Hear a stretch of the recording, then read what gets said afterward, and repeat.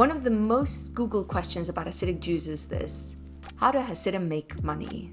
In fact, I, as a tour guide in Hasidic Williamsburg, get asked this question all the time. And today, for this video, I'm going to try to answer it.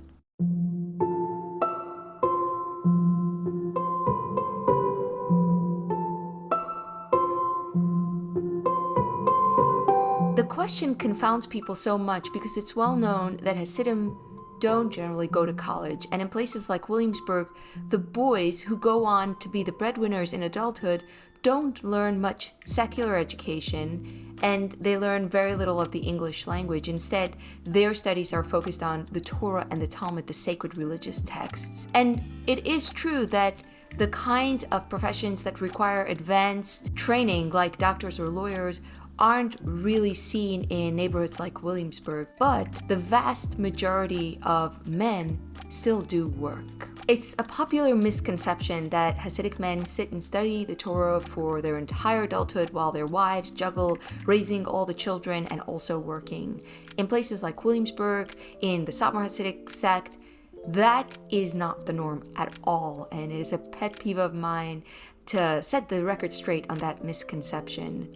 The custom is generally actually that the women are homemakers or work as secretaries, and the men are the ones who are the primary breadwinners. So now that we got that misconception out of the way, how do Hasidim earn a living? The Hasidic community has its own growing internal economy. Thousands of Hasidic men and women are workers and business owners in that economy, and I'm going to unpack what that economy looks like for you. So first of all, there are a ton of special needs that Hasidic Jews have that can be met by the larger secular economy. In a previous video on the mom and pop shop culture in Hasidic Williamsburg, I went to all the shops and I looked at what's inside and how not only are the shops locally owned, but also they're filled with product that have been created by Hasidim for the needs of the community. So we visited a grocery store filled with kosher food made by local companies. We saw newsstands with all the Hasidic newspapers and magazines. We saw the clothing store with special modest clothing. We saw the delis, bakeries, and other food places, all selling goods that are specifically kosher, prepared in accordance to the laws. We even saw kosher technology shops, or toy stores with all the books and toys that reflect the community's values. And that's just some of the shops. There are so many more. But even beyond special needs, just generic needs like plumbing and roofing and bookkeeping and what have you, you will find that as long as they don't require extensive training to set up such a business, there will be businesses within the community that will be patronized by the community. And a good way to get a scope of how many of these businesses there are is to look at the phone book, which I have here and I'll show you. This directory has not only all the phone numbers of community members, so everyone can call each other like the olden days. It also has an extensive yellow pages with advertisement that lists all sorts of Hasidic businesses. And we see computers, construction, exterminating, fences, insurance, ice cream, insulation, lumber, luggage, mortgages, photo albums, photography, pharmacies, printing, and so on and so forth. There's a very strong Hasidic value that emphasizes patronizing each other, to shop local, so to speak. And this creates a built-in advantage that compensates for other disadvantages that young Hasidic men have when they set up shop, because they have a built-in customer base whenever they begin any new kind of venture. From the day I got married, I knew that I want to be an architect.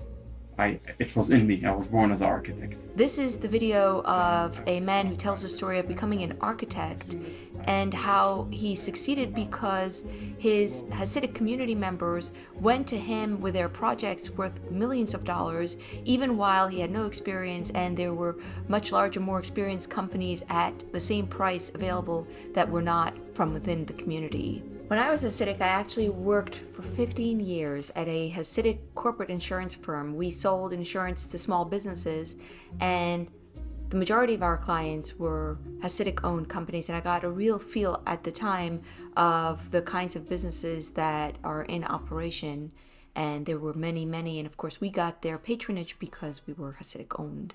But returning to our phone book, there's more to see here. On the other end, there is a Yiddish section, which includes all sorts of industries that are what we call avodas hakodesh. It means holy works.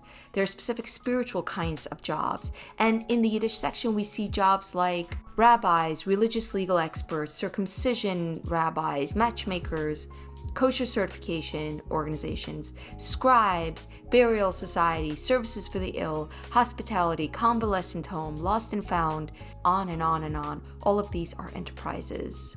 And of course, the biggest of all the spiritual realms of avodas hakodesh is the education industry. There are so many children, about half the population in Hasidic places like Williamsburg are minors, which means there are so many children, and those children are schooled in Hasidic private schools where the jobs are open to anyone from within the community who's capable, and usually it requires no advanced certification, and this creates a huge industry in education, from teachers to principals to bus drivers and so on. But what you see in this phone book is not all there is. It's not fixed. This is not the end of the story.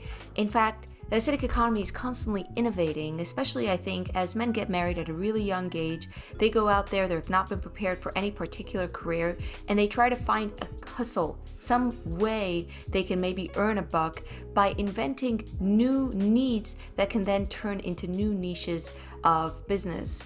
One example of that has been trade schools. In general, you don't go to college, but some ingenious men got together and started a Hasidic academy where you learn things like computers and architecture. Or another example is a Hasidic Tinder of sorts. I think it's for matchmakers, where you can put in information like your sect and your religious garb to get a sense of who might possibly match with your family. And similarly, we have the whole arts and entertainment sector that is developed in a way that would have been unimaginable when I was a child. There is now a whole culture of celebrity Hasidic entertainers, and you can find on YouTube many highly polished, incredibly well done Hasidic music videos. Some Hasidic entertainers have been successful beyond, for instance, Shulam Lemmer, who was signed by Universal Music, and other Hasidic music videos have gone viral, like this one, which got 23 million views. This young economy doesn't only create employment only for individuals from within. In fact, there are many outsiders who work here, for instance, doctors and lawyers, but even more so, manual laborers who come in from the outside, especially Spanish-speaking, are an integral part of the economy, like these ladies who gather every day on Division Avenue, waiting to be hired by Hasidic women as cleaners in the homes. Okay, so that explains a little bit the Hasidic economy, the specialized needs, the generic needs, the spiritual needs, but not everyone works within the Hasidic economy. Many step out. In fact, there are some very popular and established businesses or lines of work that are common for Hasidic men and operating outside and beyond this little economy. One good example is B&H Photo, which is a huge camera shop in the middle of Manhattan on 42nd Street, owned by Hasidic Jews and staffed by many Hasidim. And it is one example of people who go out of the community, earn an income, and then will bring that wealth into the community, and it will then circulate in this economy. It is not an economy in isolation, rather it is very locally oriented, so what comes in is then going to be spread within. Another very important example is real estate well beyond the confines of Williamsburg.